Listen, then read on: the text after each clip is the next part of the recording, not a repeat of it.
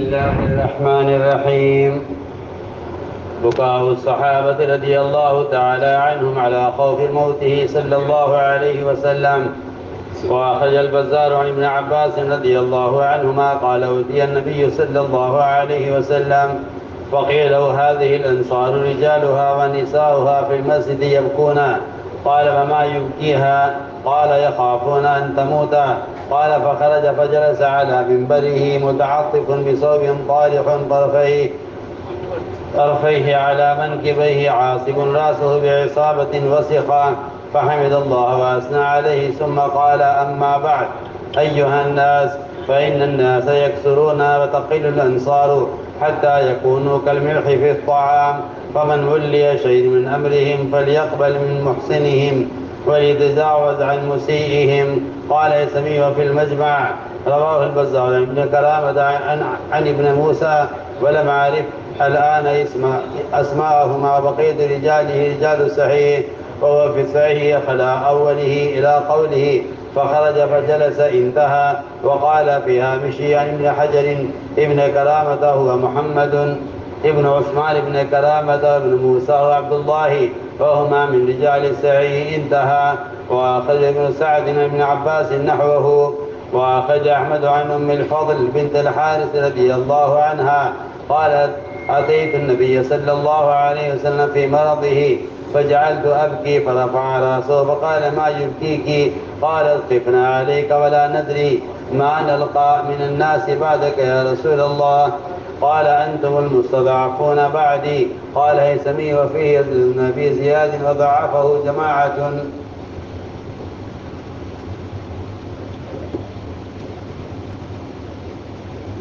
میرے محترم دوستوں، بزرگوں، امت ایمان کامل سے غافل اور ناقص ایمان پر امت اکتفا کیے ہوئے ہے، اور وجہ اس کی یہ ہے کہ جب قرآن حدیث میں پڑھتے ہیں کمال ایمان تو یہ کہتے ہیں کہ یہ تو کمال ایمان ہے، یہ تو ہم سے متعلق نہیں ہے، یہ کمال ایمان تو اقطاب کا ہوتا ہے، ابدال کا ہوتا ہے، اور وہ تو بڑے متقی صوفیہ پرہیزگار بڑے لوگوں کا ایمان ہوتا ہے، میں تو ایک عام مسلمان ہوں۔ حالانکہ ایمان کی تکمیل سے متعلق جتنی روایتیں آیتیں ہیں اس سے ایمان کامل بنانے کی طرف متوجہ کرنے کے لیے کہ اپنے ایمان میں کمال پیدا کرو، یہ نہیں کہ ناقص ایمان پر اکتفا کر دو۔ ہاں، البتہ اگر یہ کہا جائے کہ یہ روایت کمال ایمان پر محمول ہے تو اس کا مطلب یہ نہیں ہے کہ اتنا ایمان کافی ہے، اس کا مطلب یہ ہے کہ ایسے شخص کو کافر نہ کہنا۔ اگر قرآن حدیث میں اس کے ایمان کا انکار ہے تو وہ اس لیے ہے کہ اس کو کافر نہ کہنا، اس لیے نہیں ہے کہ جتنا ایمان ہے اتنا تمہارے لیے کافی ہے، بلکہ وہ اس لیے کمال ایمان کی بات ہے کہ کسی ایسے شخص کو کافر نہ کہنا کیونکہ قرآن حدیث کے ایمان کا انکار کر رہے ہیں۔ تو ایمان کے انکار سے مومن کی تکفیر سے بچانے کے لیے کہا گیا ہے، ورنہ کمال ایمان تو مطلوب ہے، اور کمال ایمان کی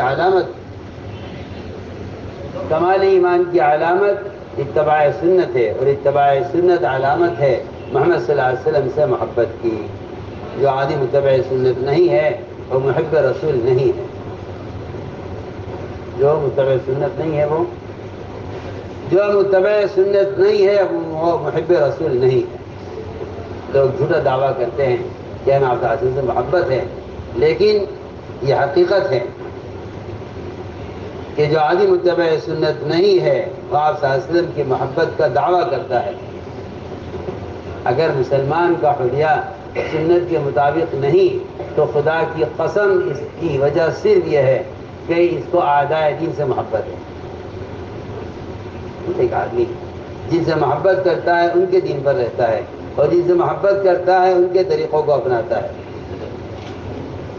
حضور اکرم صلی اللہ علیہ وسلم سے صحابہ کو جو محبت ایمان کی وجہ سے تھی، صحابہ کرام کو سب سے زیادہ خوف آپ کی دنیا سے فراق، آپ کی دنیا سے جدا ہونے کا، اور اس سے زیادہ خوف آپ کے بعد آنے والی فتنے، اور آپ کی دنیا جانے کے بعد آنے والے مصائب، اور آپ کی دنیا جانے کے بعد آنے والی مشکلات کا تھا۔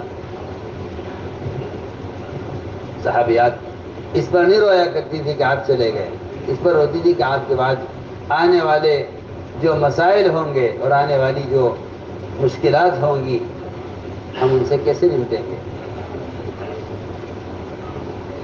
چنانچہ صحابہ کرام کا حضور صلی اللہ علیہ وسلم کی وفات کے خوف سے رونا، ابن عباس فرماتے رضی اللہ عنہما کہ آپ کو بتلایا گیا کہ یہ انصار، ان کی عورتیں اور مرد مسجد میں بیٹھے رو رہے ہیں آپ کی بیماری کی وجہ سے، کہ آپ کی موت کے خوف سے۔ آپ نے پوچھا کیوں رو رہے ہیں، کیا بات ہے؟ کہا کہ وہ اس بات سے ڈر رہے ہیں کہ کہیں آپ کی وفات نہ ہو جائے۔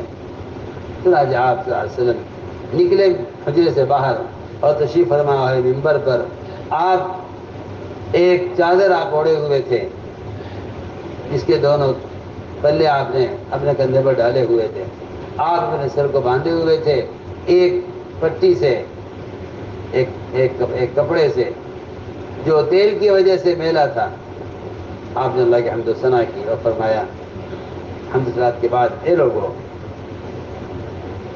اسلام میں لوگوں کی آمد کثرت سے ہوگی اور انصار کی تعداد کم ہوتی چلی جائے گی، یہاں تک کہ انصار یہ ان کی تعداد اتنی کم ہوتی چلی جائے گی کہ یہ انصار کی مقدار ایسی رہ جائے گی جیسا کھانے میں نمک کی مقدار ہوتی ہے۔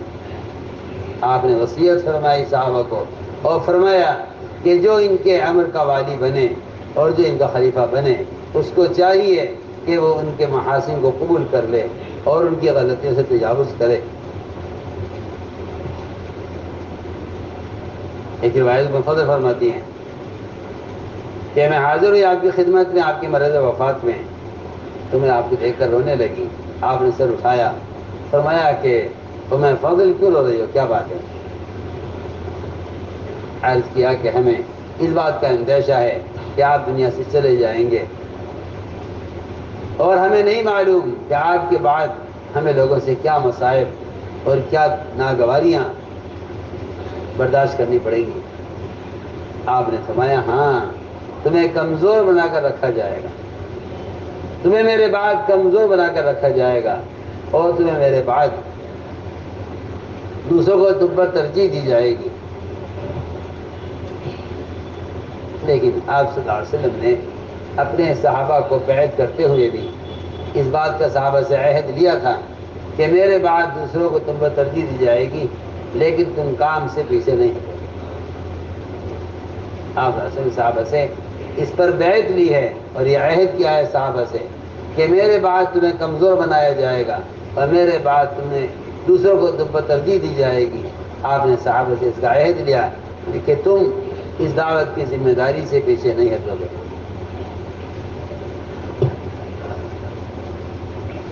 اللهم صل على سيدنا مولانا محمد وعلى آل سيدنا مولانا محمد كما صليت على إبراهيم وعلى آل إبراهيم إنك حميد مجيد۔ ربنا ظلمنا أنفسنا وإن لم تغفر لنا وترحمنا لنكونن من الخاسرين۔ اللهم إنا نستغفرك ونتوب إليك، اللهم إنا نستغفرك ونتوب إليك، اللهم إنا نستغفرك ونتوب إليك۔ ربنا آتنا في الدنيا حسنة وفي الآخرة حسنة وقنا عذاب النار۔ سبحان ربك رب العزة عما يصفون وسلام على المرسلين والحمد لله رب العالمين۔ تشریف رکھو، بیٹھو بیٹھ کر بیٹھ جاؤ۔ ضروری بات یہ ہے کہ اپنے ایمان کی اور اپنے سامان کی حفاظت فرمائیں۔ ایمان بنے گا دعوت سے، جتنا ایمان کی دعوت دیں گے اتنا ایمان بنے گا۔ حسن خاتمہ کے لیے سنتوں کی پابندی کے ساتھ یہ دعائیں مانگی جائیں، اللہ پاک ہمارا خاتمہ بالخیر فرمائے۔ سامان کی حفاظت میں جو بھی آپ کا سامان ہو خود ہی اس کی نگرانی فرمائے۔ موٹا کپڑا بچھائے بغیر نہ سوئیں۔ فجر کی نماز سے پہلے اپنے معمولات سے، اپنے ضروریات سے بھی فارغ ہو لیں، آپ باتیں نہ کریں، سنت کے مطابق آرام فرمائیں۔ اللہ تعالیٰ ہم سب کو تہجد کی توفیق عطا فرمائے۔ صبح صادق انشاءاللہ 4:25 پر ہوگی۔ صفحہ